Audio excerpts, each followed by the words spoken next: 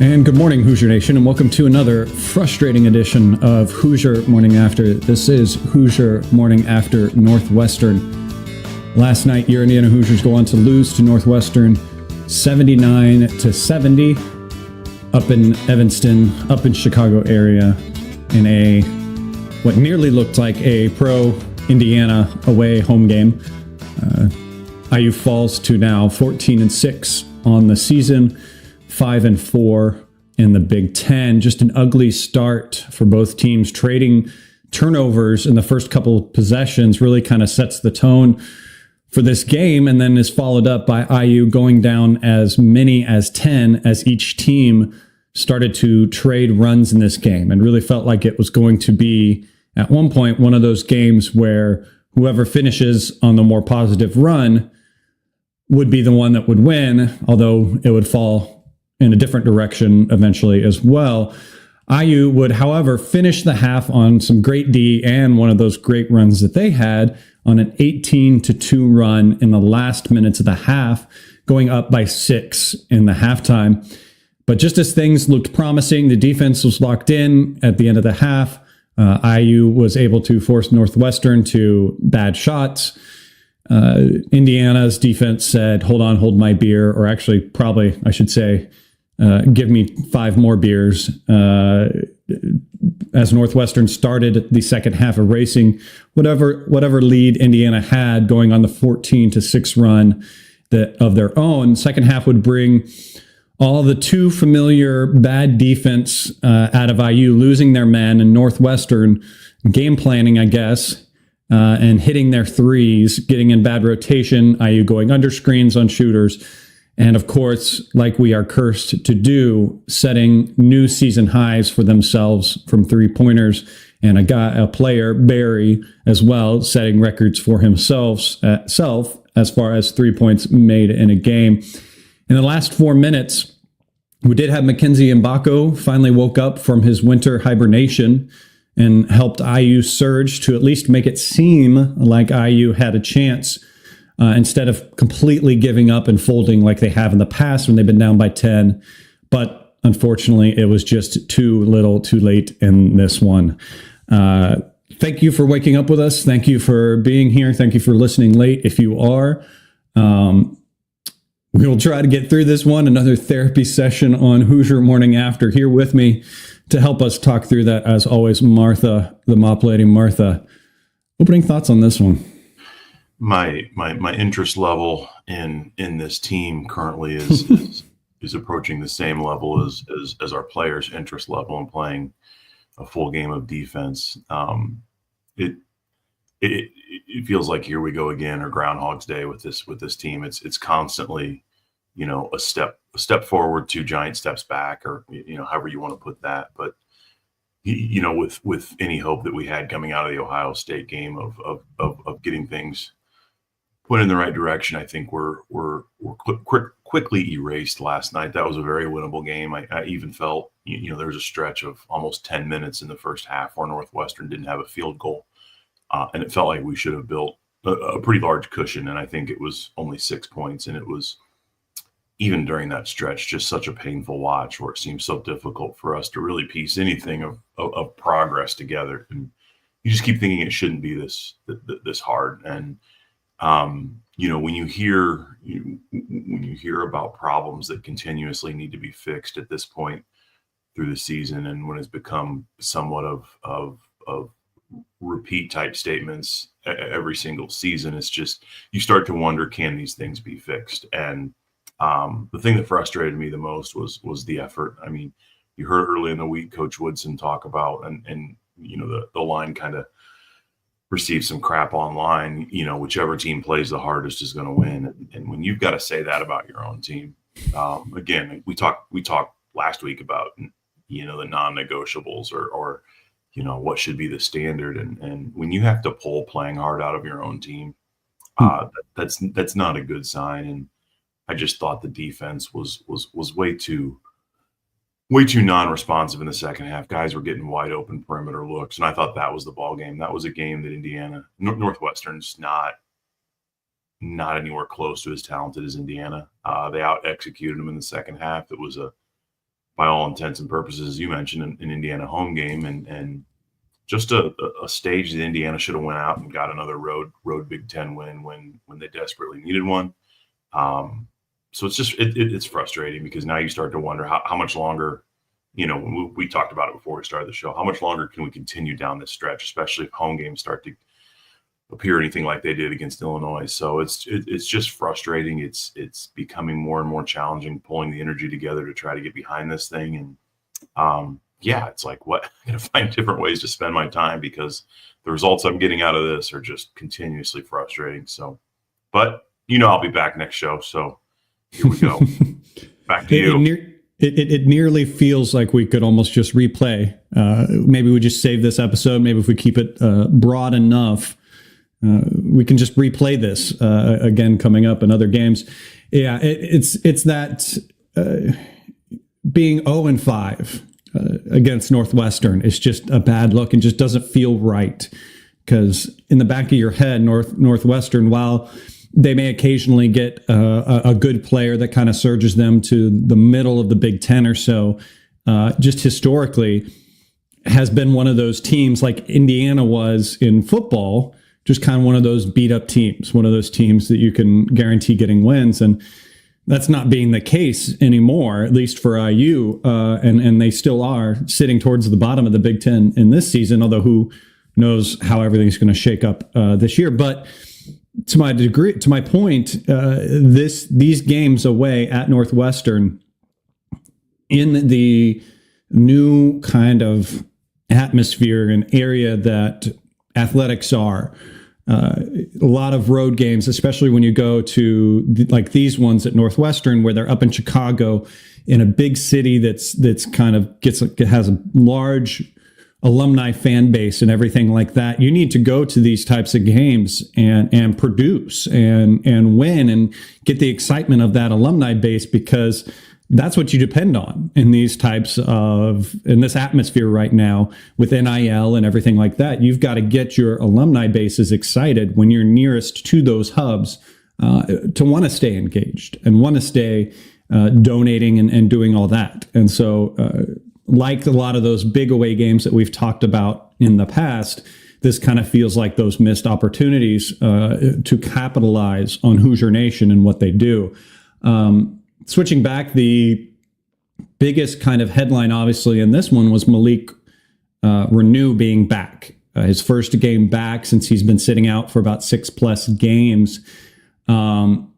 Really was kind of a big headline and talk that we were always kind of lingering in the back of our head. When Malik was back, how is the lineup going to change? Is Woodson going to learn with the bigs and all that stuff? Now, granted, again, one game, small sample size. Malik is rusty, but pretty ironic that the first time he goes in, it's not for Ballo.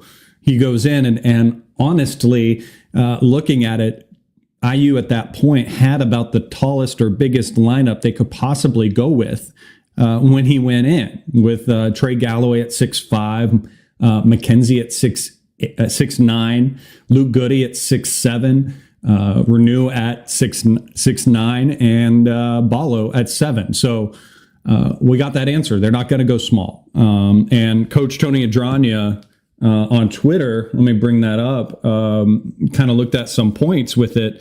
And the numbers, according to Synergy, Indiana had 15 possessions with both of them in and scored 8 points. So 0.53 points per possession.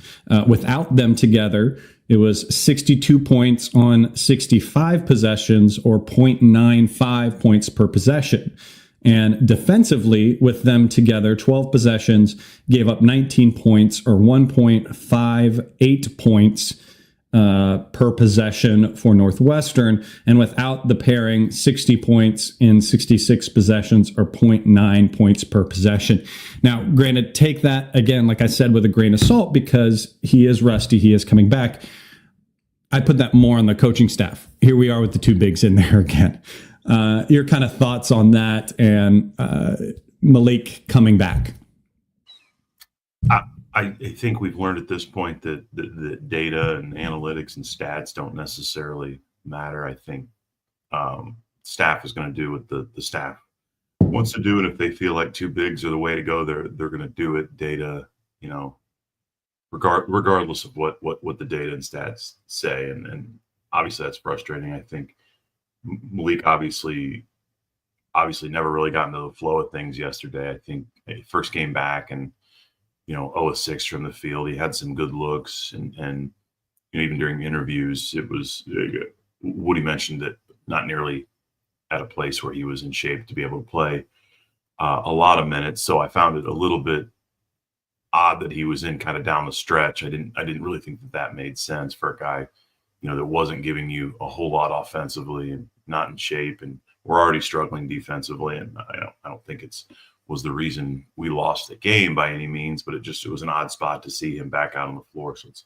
going to take him a little bit of time to get back into game shape. I think you'll probably start to see him provide a little bit more offensively, but you're in a situation now with what do you do with him, right? And Umar Ballo's had made such strides offensively and been kind of the guy that's carried us a little bit during this stretch, especially in the wins. And now you're at a point where the step back you take when they're both on the floor together, and how do you start to? It's going to be interesting to see when his minutes increase how they look, because if we go back to the two big lineup, it's you just mentioned the stats. It's going to be very, very head scratching on top of everything else that has been very, very head scratching. So, glad that he's back. I think he gives us some depth, but quite honestly, more concerned with our inability to defend the perimeter and score on the perimeter. So, but it'll be interesting to see how we manage Malik, and I'm glad he's back to a point where he's going to be on the court.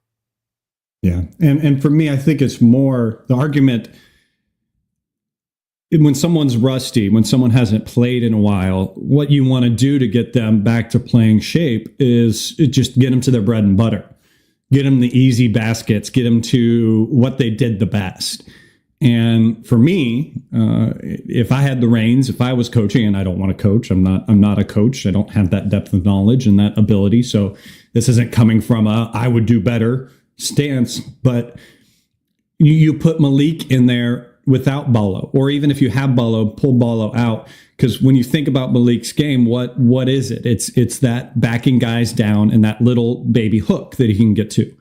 And I only saw him try one of those in that game. And IU never really put him in those situations where he could get his normal play, feel that rhythm, feel something familiar to him, and his muscle twitch and all that kind of stuff in the game. So that's what I'm looking for moving forward with him in this next game, is to see them put him in those situations that are familiar and where he can succeed. And I guess maybe fool's gold, because I've said that about a lot of people. We've said that about Carlisle and stuff in the past. Anyways, equally frustrating, as we talked about right before we went live, I tend to not listen to, even before this show, really some of the post-game comments from either side. I usually look at a little bit of the quotes and stuff that people are posting on Twitter and everything, and then we'll sometimes go back and listen. And this one had me having to listen, because I was shocked as I could be to see what was quoted from that. And the first question off the bat in the press conference was, what is holding IU back from playing a cohesive 40 minutes? I'm obviously paraphrasing, that's not exact words, but something along those lines. And the first thing out of Whitson's mouth was, I wish I knew. That frustrates me. And I know that's so aggravating for a lot of you as well listening to this. And when your head coach sounds as bewildered about IU's performance in 40 minutes as us podcasters, something's lost and something's out there. We are mostly bewildered because we don't have our hands in there. We're not seeing practice. We're not seeing what's being done to prep these guys. It's not the case for your head coach. So those comments were a little aggravating. What are your thoughts on seeing that and where all that is? I think bewildered is a common theme. I think at times, when the camera's on coach, when things aren't going well during a game, it's that same look of bewilderment and inability potentially fix a problem in the moment. And when you have that bewildered look or that lack of, I think I'll call it engagement or intensity or whatever it may be, I think that the players sometimes reflect it. It's we've got situations. That was a game where you should be playing like your life's on the line, like to not be aware and alert defensively. I mean, you got 2 quad 1 wins, and if you've taken a look at the schedule, they popped it up on the screen a couple times last night. We've had I think either Hummel or the other guy announcing last night mentioned that our schedule up to this point has been the second easiest in the Big Ten. And for the remainder of the season, it's the hardest in the Big Ten. And we're sitting at 5-4, something like that. That doesn't bode well or instill a lot of confidence, I think, in my mind and in many people's mind about how this thing could go down the stretch based off how it's been up to this point. And for a team that needs to play with their ass on fire, you constantly see that look of bewilderment, which I think in turn is a team that's looking a little bit lost or unengaged on the court. And it's so frustrating. It's so very frustrating. And then anytime there's this, question about, what are the thoughts on why things are struggling or the outside noise and just this, I'm not even going to comment on that because it's ridiculous. It's not ridiculous. I mean, here we are in year 4. Most teams are talking about where they're seated in the tournament and what that looks like. And here we're talking about, can we even get through the season with our head coach in place? And it's so frustrating. It's year after year after year after year. And I think, to your question about the response after the game, is par for the course at this point. It's whether it's getting over the hump, whether it's something I've got to figure out, whether it's I wish I knew. It's always this. None of it really instills any confidence. So I can't imagine what what's being said to the players or how they feel. So it's frustrating. It's expected and frustrating, which I think magnifies the frustration because it shouldn't be this way. I mean, you want to hear your head coach just, get on somebody's ass and get frustrated, get mad, just say, this is unacceptable. It's got to be fixed. This isn't our standard, anything with some emotion behind it. Yeah. And again, any of these criticisms and a lot of the stuff you see on Twitter, people will quickly try to take them as personal attacks or something on the players or something like that. It's just to their performance and everything like that. The more the personal attack is towards the coaching staff and what they're doing. And what's come to mind, or a realization that I've kind of come to with this, is that there's times in everyone's life, or there's people out there that, when you're trying a new skill, when you're in a new job position or something like that, there are times where you will be doing something where you hit that wall. You hit that wall of what you can do and what you can provide. Personally, I'll lean towards as I was reaching 40, I saw health things I didn't like, so I started working out more and everything like that. I set a goal that I was going to try to dunk. As embarrassing as it is, as a 5'10" guy, I wanted to see if I could try to dunk. And I kept going to my neighborhood basketball court and on my runs and trying to reach up and see if I could grab the rim, trying to dunk and stuff like that. I had to quickly come to the realization that it just ain't there for me. A 40s white guy that's 5'10", it's not there for me. And there are some people, however, that don't see that wall, can't self-reflect, can't realize that it doesn't diminish me as a person in any way to just say, this is not for me. This is as far as I can go, as far as I can take things. And I've come to the realization that I think that is, Woodson is one of those people. He's just unable to self-reflect that the fault is squarely, for the most part, on him. So that's aggravating. I want to shift, at least to maybe try to get some positives into this show. I think one of the few bright spots in this game was Omar Ballo. He continues, since his sitting out, to have and be pretty much one of the only bright spots on this team consistently. Thought he was doing a lot better in this game on his screen action D.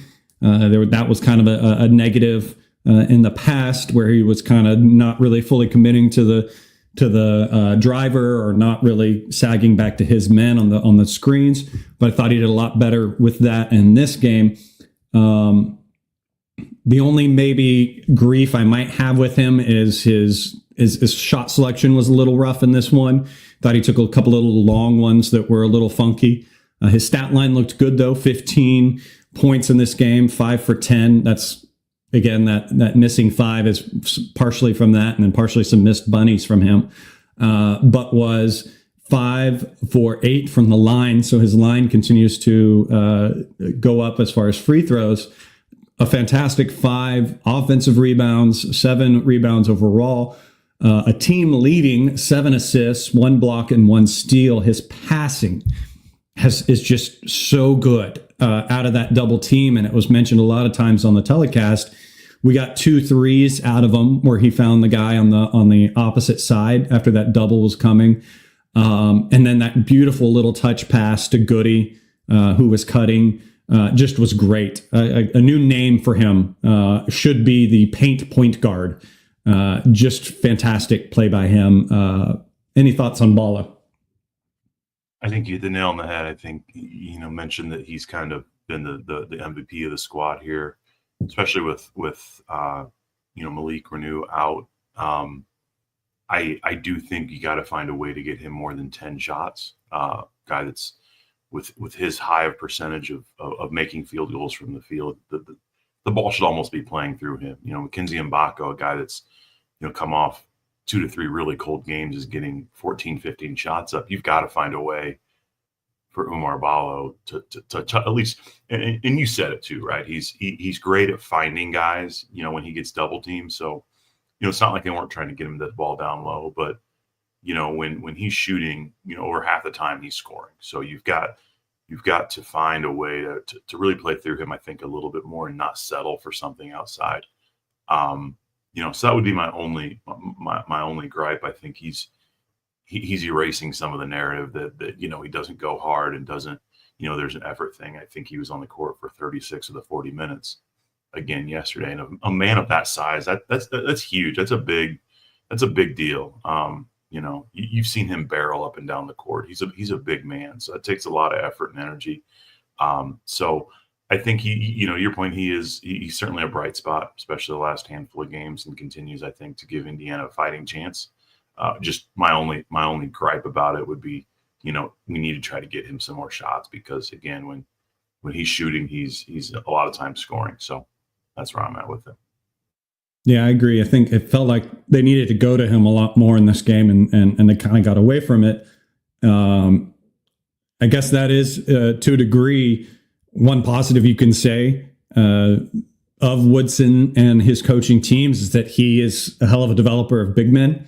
If we go to a different staff or a different situation, maybe he can stay on as the big man coordinator. We go to a football type of staff, but just great things to see from him, and really happy that he's able to shoulder this team for the most part as we go on. You teased it a little bit there, but Mackenzie Mbako, as I said, finally has come out of hibernation, came alive offensively in this game, scored 20 points on 8 for 14 shooting, 3 for 7 from 3, made his 1 free throw that he had, 5 rebounds. 14 of those points did come in the last 4 minutes. So it was a quick kind of fury to stack that stat sheet for him. However, he continues to struggle on the defensive end. It was the Northwestern did a good job watching the tape on Indiana and did a lot of things to get Barry, who was hot from 3, switched onto Mackenzie. And there was even a possession where he was getting hot, Barry was getting hot, and I saw coming up the court that in the beginning, Mackenzie was starting on him, and I go, oh great, here we go. They're going to make a 3 from Barry, and of course that's what they did. So good to see his offense coming alive. It was at the end. I want to see it more sustained throughout the game, but Still, you got to weigh it with this guy. Does the offense come off enough to offset what the defense is? Your thought on McKenzie? I struggle with McKenzie. I think, for everything that he gives us offensively, and there are spurts where he gives us a lot offensively. I think the over the course of a game, I think, like I said, everything he gives us offensively, I think we lose defensively. Sometimes it looks like he's a kind of a wet noodle defensively. And there was a play late in the game where he threw away an inbounds play, and it was after Northwestern it was towards the end of the game. Northwestern had built up a little bit of a lead. They had the momentum. We had an inbounds play where Mbako threw it away, and then you just see him walking out to the perimeter to play defense. And it's that type of body language, that type of effort over the course of the season that is really leaves me struggling with McKenzie a little bit. Again, he could be, and I think he's got a personality that's, I think he's a little bit closed off. I think, but you're playing Big Ten basketball. You're at this level, and you're never going to make it to the next level. I mean, you can be as skilled as I'll get out offensively, but if you don't play defense, he's got a chance to make it to the next level, but he has no chance if he doesn't start playing defense. And it's cost Indiana at times. It's in a situation where you need wins.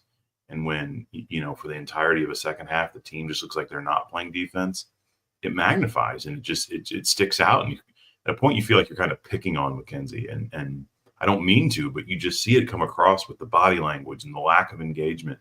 And, it's almost like you see his teammates trying to pull it out of him at times. It's like all you want to see is a little bit more offense or a little bit more effort defensively. And, clearly as skilled as they come on our team offensively, and it's been really, really inconsistent. And, when you trade what you get defensively out of him, at times you have to ask yourself, is it worth it to have him on the court? And the problem for Indiana is they really don't have a whole lot of places to turn. And, again, he's a guy that, when you hear Mike Woodson say, I wish I knew, I think it makes me think immediately of McKenzie Mbako. Like, why can't we get that guy to play defense? I wish I knew. Well, are we holding him accountable in any way, shape, or form? Because his effort defensively, I think, is unacceptable, and somebody's got to hold him accountable and be like, look, you're not going to see the court unless you give effort defensively. And maybe that conversation's been had, but it certainly doesn't appear like it's been had. So, yeah, for everything he gives us offensively, which he had a much better game last night, I feel like we lose defensively. And there's no room for error there. So it's frustrating. The only one that I've been able to see in these games, too, that has kept him accountable or is doing what you are saying there or wishing for there has been Luke Goody. Luke Goody, there was one moment, too, where he was just all up in his grill when there was a dead ball and the cameras caught them. He was giving it to him. I forgot the situations. I didn't write it on my notes to see what exactly it was. And it's odd that in game situations, I see more coaching coming from Luke Goody and Anthony Leal than I do from the coaching staff, than I do from our head coach. At least as the ball's active, as the game's going on. Speaking of those guys, obviously both of them still in the starting lineup. Leal's still in the starting lineup. While that's a bummer as far as offensively, when you have, like you just said, McKenzie not firing and someone to offset in the same discussion, offsetting issues, you have Leal on that's not going to produce offensively, but you kind of need him in there from an effort standpoint, and those little things that he did in this game, off the stat sheets, things you can't track. That's a weird weighting game as well. Where do you weight it? Where do you keep a guy in like that that's going to do the right things defensively, but then give you nothing offensively if the offense is still looking stagnant? However, on the offensive side, he wasn't necessarily as good In this one, he's always been someone that's good to dish the ball underneath. He finished with the most turnovers in this game for Indiana at 5. So not a good offsetting game for Anthony Leal. Luke Goody as well had a good hustled game, 14 points, third best scoring. Was hitting his threes fantastically towards the end of the game. Was 4 for 5. But him as well, just 4 rebounds. He did have no assists and no turnovers, so he's playing more of the wing guy in this game. Your kind of thoughts on those other forwards that IU has, either what I said about Leal or Goody, or maybe a little bit of both. I think it speaks more to the consistent roster problem or situation that Mike Woodson has had over his tenure. Again, we're talking about the need, and for as good as Anthony Leal has been for this program and as much value as he provides, you know, him starting at this point of the season, I think is, and you said it right. It's kind of a problem. Like why are we in a position where he needs to start? And I think when you go back to the beginning of the season and talking about, even we can go back as far as last season about what we need to do to fix this. And it's like, we need to get some good guards. Like guards carry college basketball programs. And I think we thought we were in a much better spot coming into this season, right? With what we had to offer, adding Miles Rice, adding Cannon Carlisle, and having Gabe Cupps, and then hopefully getting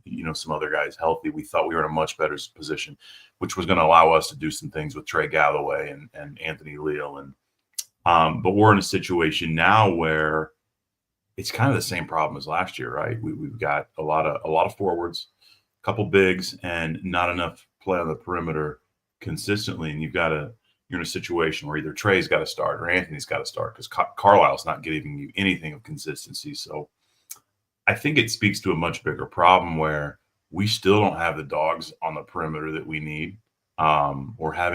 It's a very pieced together roster of talent, but it doesn't make sense. So it's frustrating. Anthony's going to be a guy that goes out and works his butt off for you, right? But there's a ceiling there that, while he's certainly going to play hard for you defensively, he's going to, make the consistent outside shot when he gets those looks. But outside of that, I don't know that he's a guy you can have starting every night in the Big Ten. So it's concerning. We're in the situation where we have to lean on Anthony as a starter. So I think it speaks more to the situation we're currently in than anything. So. Yeah, that's a good point. It's definitely a double-edged sword. Having Leal to go to is nice, but having to go to Leal is definitely a statement for this team and where things sit and everything. Finishing up, obviously, talking about players, I think Miles Rice had some good moments in this game. It is concerning, obviously, looking at his stat line, to have your starting point guard finishing the game with 0 assists.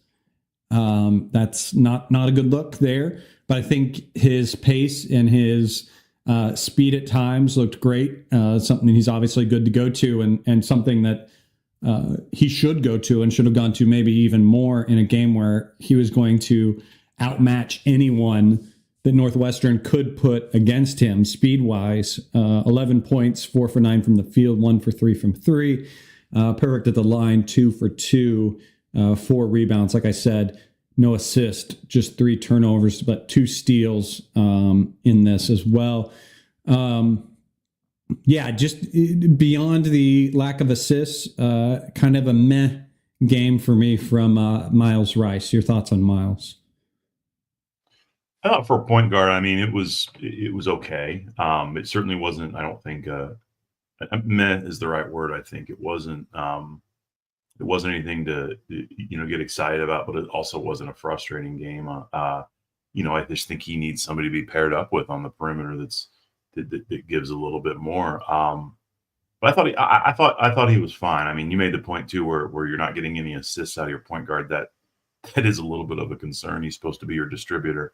So, I thought it was a fine game from him. I just think without when you start, and I know we're going to talk about it in a second, but when you start to look at what's around him and specifically the bench and the other perimeter players, I think that is where we needed guys to step up, and that game out of Miles Rice is just fine. But when you surround it by guys not stepping up, you're like, well, why didn't Miles Rice give us more? So yeah, it was a guy that we've had some really nice games out of recently. A little bit of a step back, and a game we certainly could have used more. But I look more around him as the problem, not necessarily Miles Rice. Those games are okay out of. If that's kind of his floor, that's just fine on my end. Yeah, and you teased it a little bit there, so I want to mix things up on it. And there's only two last guys to talk about. I'm going to give you the lead on it then too. So talk about those final two guards and what you thought about their games. Frustrating. When you look at the bench as a whole, you had Trey coming off the bench and gives you 7, and you slide Anthony into that. You've got, you had 9 bench points yesterday, but you had 1 point out of Anthony Leal, and when you get. And I'll put Malik back in there. He played 11 minutes, but you piece together Leal, Renew, Carlisle, and Galloway, and you get 10 points out of them combined. It's just not a whole lot. I go back to. It's amazing how things change from, what you think might be a bright spot to start the season. I really loved Indiana's depth coming into the season, and I think I expected a lot more out of Cannon Carlisle, just based off, the limited amount I watched him play, the stats, again, a guy that really had a good season out at Washington State, right? And, second team all conference or whatever he was. I mean, he was a guy that was averaging double digits a game. And granted, it's a different conference, the Big Ten, and Indiana, it's a different beast. I get that. But I think I expected a lot more out of him. I expected him to be a starter alongside Miles Rice. And so that changed things considerably. All of a sudden, you're having to lean on, somebody else to provide that value. And it's been Trey at times. It's been, obviously Luke Goody slid into a starting role, and that was more because Malik was out. But I think the biggest disappointment for me this season has outside of continuously playing the two bigs has been Cannon Carlisle. I thought he'd be a guy that would step in and really provide us a lot more value on the perimeter, both offensively and defensively. And another game where he put up a big 0, played 14 minutes, 0 for 1 from the field, 2 assists, no points, and that's his stat line. And that's, you just need more out of him. And it's I don't know that it's going to happen. So it's a frustrating spot to be on, and the bench as a whole is just not giving us nearly enough. So, yeah, frustrating. Yeah, and it's interesting because coming off the Ohio State game for him, I think it looked like we had maybe finally found something out of him. He played with this edge, with this anger almost in this game, where you saw that moment where he was at the free throw line during the last game, just frustrated and pissed off at the refs by fouls that weren't getting called for him. And it gave him that extra little oomph that led to the great game that he had in that one. And it's kind of one of those things where I hoped that the coaching staff would see that, and moving forward, maybe they can look back and see that was kind of a catalyst thing. And I don't know if it's playing with fire too much to try to put a player in situations where he gets into that headspace, because obviously that can be a dangerous thing when you go too far with that, as we've seen with Xavier Johnson in the past with Tex and stuff. But he almost appears to, at least right now, need that edge to fire off and get excited, because then, as it did in that game, it trickles over to his defensive side, where he then just gets pounding the floor kind of up in the grill of his man that he's guarding. And just, you didn't see that in this game. You saw him just more of a calm back, going through the motions type of situation. So hopefully we can see that in the future out of him. Hopefully he can find that out of him. Trey Galloway as well was just kind of one of those games that he came in, did a few things, got going a little bit with that screen action that he's good with on Ballo, that pick and roll kind of stuff. Had a few errant passes in those, though. His timing with Ballo was a little off, where you saw some hit rims at one point. You saw a turnover from it in one. You saw one where Leal's timing was off and he was a little late lobbing it. So that was the one where you saw Ballo have to go up, almost dunked, but kind of stuffed himself on the rim and went back down. And luckily was able to go back up and scored in that one. But I think those are actions that we need to go to. Again, I think it sounds too simple to say, but this coaching staff needs to just, again, run things for the players that they have. Put them in the situations to see things go in and do it the right way, and then make the other team stop those situations, the pick and rolls, the Malik Renew when he's in, going to his baby hook, make them change and modify what they're doing to those players and those plays. And then you can go off and do like what we do now, where we just dribble, drive, weave, and then someone makes a one-on-one play at the end of the possession. But let's go to the strengths at first. Let's game plan for that and everything. If they shut it down, fine. But it just doesn't look like that right now offensively. Digging into some stats in this game, it's interesting to look at. Obviously, the most glaring one is the turnovers at 17. Almost perfectly setting that, but not enough in the positive ways. The assists at 17, again, special nod to our paint point guard. Ballo was 7 assists of his own. 3-point shooting in the second half was pretty good. Overall, they were 9 for 20 for 45%. Second half had Indiana 6 for 11 at 54%. So again, that number of attempts up there in I think a good area where IU should be, around 20 or so.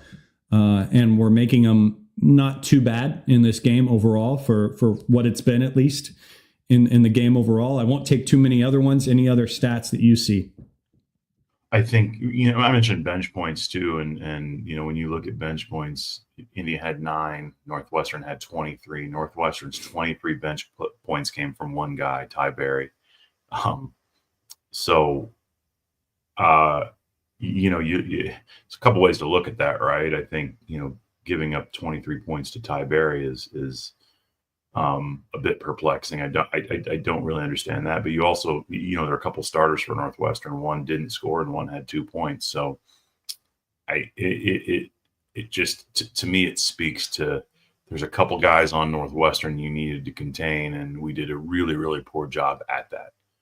Just a very, very winnable game. And when you look at the box score, it really sticks out to you. And you mentioned the turnovers, 17 turnovers to Northwestern's 11. I think that's also the difference in the game, just being careless with the basketball, opening the game with 2 straight turnovers. And I think it just set the tone for what we're going to see for the entire game. So, yeah, those 2 stuck out to me a little bit in what I thought was a really frustrating effort.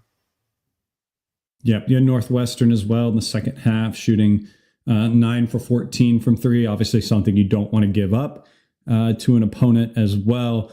And like you said, that just looking at that scoring and seeing how Indiana just couldn't stop certain players, and obviously that's down to game film. You should see that. Obviously, the Ty Berry thing is an enigma on the film. You're not going to see that because he doesn't average shooting or making that many, but a game time adjustment that should have definitely have been made in the game. IU is at home on the next one, and as can be imagined, going into this, apathy and people aren't feeling as motivated to get to these games.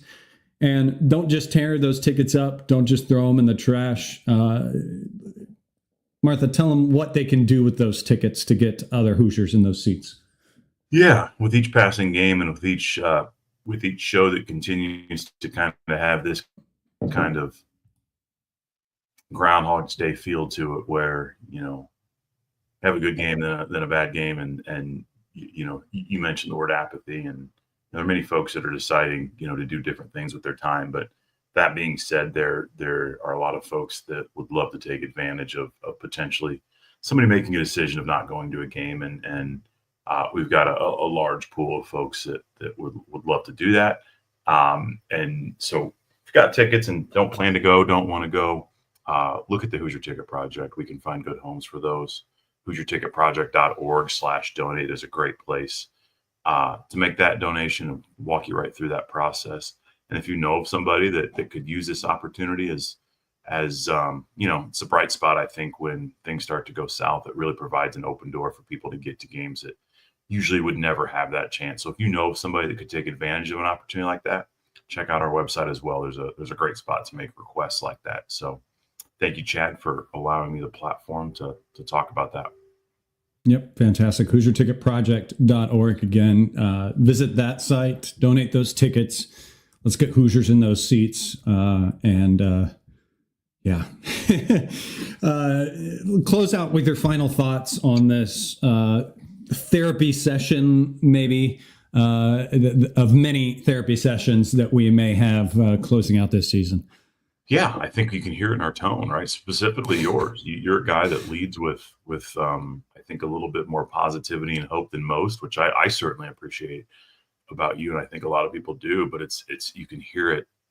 It's like a slow leak, right? It's like each passing loss, you can that ball's deflating a little bit, and that part of it stinks, right? To hear it, to have to, you wake up and you're like, man. Because we're gonna have to talk through it, and it's gonna be it just feels like Groundhog's Day, right? It's like we're talking about the same things over and over and over.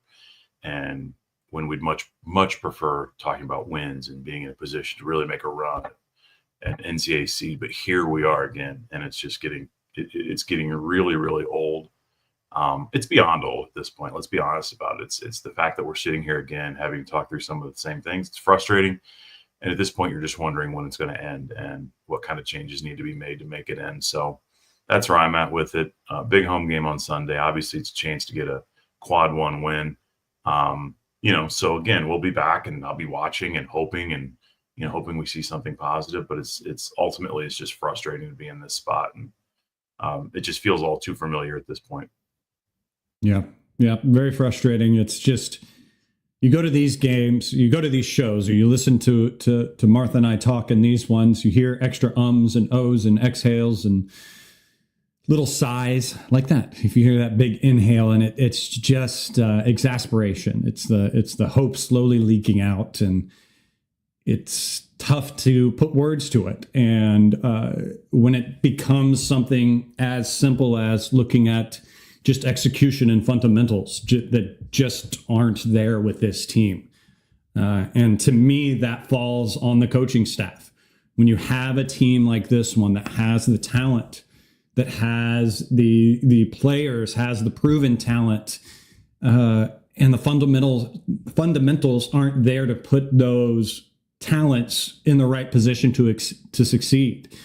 When you get a guy that's been rusty, that was your leading scorer before it, that's been out, and you don't put him in there and put him in a situation to succeed and feel something positive when he first goes in there, that's a problem. That's on you, and it's just frustrating. It's aggravating, and it's tough because we're Hoosier Nation. We're passionate. We're knowledgeable. We love this sport. We love this team. And to see it be handled like this and everything is tough, because we know what good fundamentals can be. And we've seen that on the court in the past. And to see it missing for so many years is perplexing and aggravating, because, again, we're a sleeping beast, Hoosier Nation, and we want to explode. We've spent a lot of that explosion on football this season, and you saw how exciting that can be. And let's find something that can get us excited again and move us forward in a good way. And like always, like I always say on this, I'm going to always tune in, and I'm always going to watch, and I'm always going to be here with Martha in the next morning talking about it, because it's still a passion for me, and I know it's still a passion for you.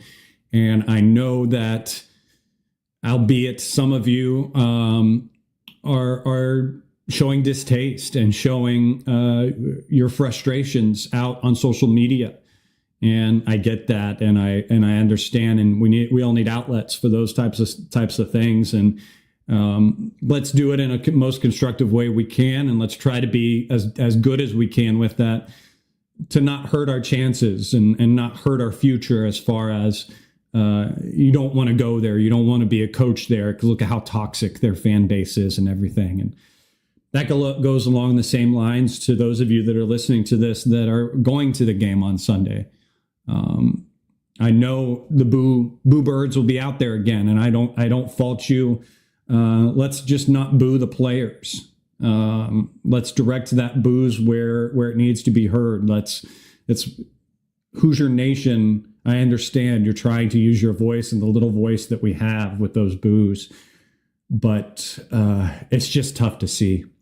I know, and I could go around in circles talking about that here at the end as I ramble on to that. And what is going to be is going to be, and I have no power over that, and I know I have no power over what's going to happen on Maryland on Sunday in this game. But I hope to see something positive, and I will continue to use that word hope as we move forward and look towards this season, hoping that things can turn around and guys can find what we need to find. So that's going to do it for this edition of Hoosier Morning After. Thank you for being there with us. Follow me on Twitter at General Chadwick. There you can find out more information about the show, when we're going to go live and all of that.